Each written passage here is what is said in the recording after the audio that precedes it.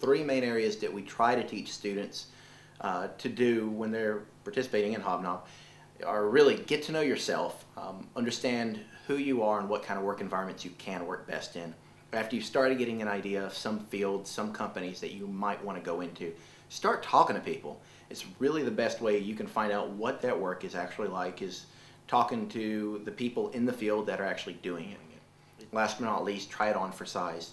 Find a way to get your foot in the field through internships, through even doing free work out there, which is a really cool concept that you can find a little bit more about online. And just one last aside, there are tons of resources out there online. Definitely take a little bit of time, look some of these up. Probably the single most important advice I can give to anyone is figure out your identity. Figure out who you are, what makes you unique. And then once you figure that stuff out, and what I mean by that is, passions, talents, values, all those things kind of encompass who you are.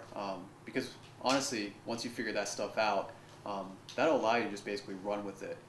Be able to pursue the skills and the knowledge areas that you need to acquire, either in school or in the professional environments that you get into.